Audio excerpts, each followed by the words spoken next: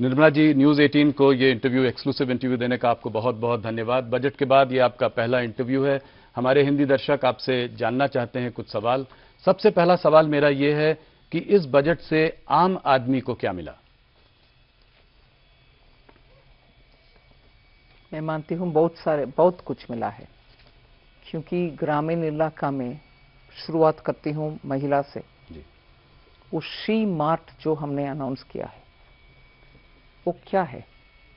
Self help groups में महिला जो रहते हैं, उनको ग्रुप में ही रहना और उनका छोटा मोटा काम करना सिर्फ वो नहीं है, उससे बाहर आकर के एंटरप्रेन्योर बनाना चाहते हैं अपने आप को। शी मार्ट के द्वारा वो हो पाएगा। लखपति दीदी का सक्सेस गांव-गांव में बात करने लगे और लोग समझते हैं उससे क्या इम्पैक्ट हुआ है। इसीलिए वो एक बड़ा सा कदम रूरल महिला के लिए। दूसरा,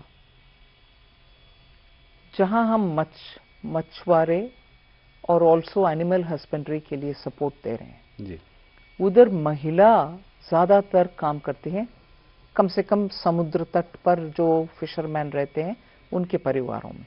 मैं इतना इनलैंड वाटरवेज के बगल में जो नॉर्थ इंडिया में तालाब में, नदी में मछुआरे रहते हैं, निषाद लोग रहते हैं, उन एग्जाम्पल को नहीं लेते हुए बोल रही हूँ। पकड़कर समुद्र से मछली ले आने के बाद महिला प्रोसेस करते हैं उनका, महिला ही उसका साफ सुथरा करके गांव में जाकर के सेल करते हैं।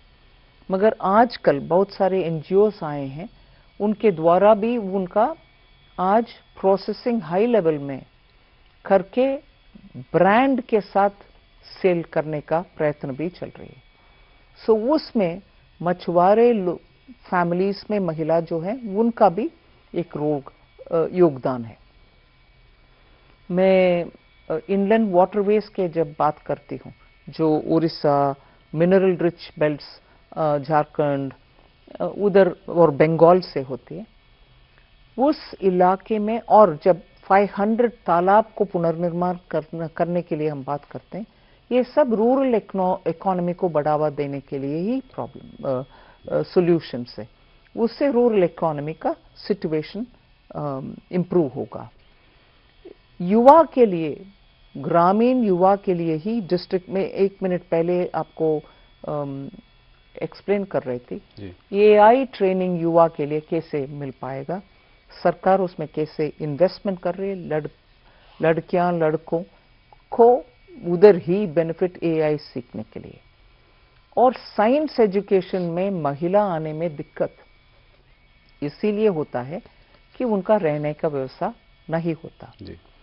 हर एक डिस्ट्रिक्ट में, जिला में एक महिला हॉस्टल बनाने का ये काम जो अनाउंसमेंट हुआ कल बजट में, वो रूरल महिला के लिए, रूरल लड़कियां जो कॉलेज में आने के लिए। एक और बात जोड़ती हूँ, वो बड़ा सा एक अनाउंसमेंट है। एलाइड हेल्थ वर्कर्स, मतलब आप नर्स हो सकते हैं, फिजियोथेरेपिस्ट हो सकते हैं, होम में आकर के केयर करने वाले मेडिकल छोटा सा पैरामेडिक हो सकते हैं, या फिजियोथेरेपी करने वाले हो सकते हैं, या आप साइकेट्री में ट्रेनिंग लेने वाले हो सकते हैं। ऐसे 10 मेडिसिन से जुड़ा हुआ पैरा मेडिकल प्रोफेशनल का ट्रेनिंग का जो अनाउंसमेंट हुआ, इससे हमारे टियर 2, टियर 3 गांवों में रहने वाले युवाओं को एक अच्छा सा मौका, पक्का ट्रेनिंग मिलेगा, उसके बाद तुरंत उनको जॉब मिलने का भी इसमें प्रावधान है। ऐसे में तो 4-5 हो सकते हैं। तो इस बजट में जॉब क्रिएशन एक बड़ा फैक्टर होगा आपको ये? स्किलिंग भी और जॉब दोनों। मार्केट्स कल थोड़ा सा नीचे थे क्योंकि आपने एसटीटी टैक्स थोड़ा सा बढ़ाया स्पेकुलेटिव एक्टिविटी को कम करने के लिए। हमारे दर्शक हमारे जो हमसे लोग जुड़े हुए हैं वो जानना चाहेंगे कि ये क्या मार्केट के लिए हानिकारक है? क्या ये ऐसा कोई स्टेप है जिससे कि मार्केट जो है नीचे जा रहा है? इस पर थोड़ा सा एक क्लैरिफिकेशन आप दे सकते हैं। कल वो बात था, मगर आज मार्केट वापस ऊपर आया।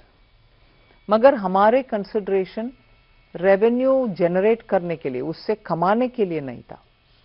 हम इसीलिए किए कि सभी एसटीटी के ऊपर कोई कुछ परिवर्तन नहीं ले आए, जी सिर्फ एसटीटी ऑन ऑप्शंस ट्रेडिंग और फ्यूचर्स ट्रेडिंग के लिए लिया। इसमें मुझे हिंदी में सही बोल रही हूं कि नहीं मालूम, सट्टा बाजार जैसे उसमें जो स्पेकुलेटिव एक्टिविटी होता है उसको उसी के ऊपर रोकथाम के लिए ही हमने ये लगाए। जी, सोने और चांदी की कीमत बढ़ती जा रही है। पिछले एक साल में 80% गोल्ड बढ़ा है, चांदी भी 250% बढ़ा है। हमारे दर्शक जानना चाहेंगे आपसे कि ये ट्रेंड की क्या वजह है और आगे इस ट्रेंड को आप कैसे देखती हैं? वजह यह है कि दुनिया भर के अनसर्टनिटी, युद्ध चल रहा है, टैरिफ वॉर चल रहा है, जहां से आप इंपोर्ट, भारत देश में सोने का खजाना कुछ नहीं है तो इतना एक्सप्लोरेशन भी होता नहीं है, और पुराने जमाने के गोल्ड माइंस जो कोलार था, डायमंड के लिए पन्ना मध्य प्रदेश में, इन सब में अभी प्रोडक्शन लगातार नहीं के बराबर आ गया है। सो हर एक ग्राम गोल्ड इस देश में इंपोर्ट की वजह से ही आता है जी। सो विदेश में अगर उसका डिमांड बढ़ गए या उसका प्रोडक्शन कम हो गए, दाम बढ़ गए, क्योंकि वो उधर से इधर आता है, इसलिए उसका।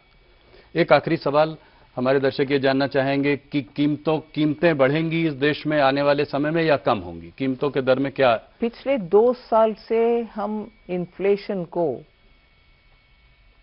कंट्रोल में रख रहे हैं। जी। अभी एक आध ऐसे एक्सपर्ट्स भी बोल रहे हैं इन्फ्लेशन थोड़ा बढ़ना इकोनॉमी के लिए अच्छा होगा, आप सोच लो। जी।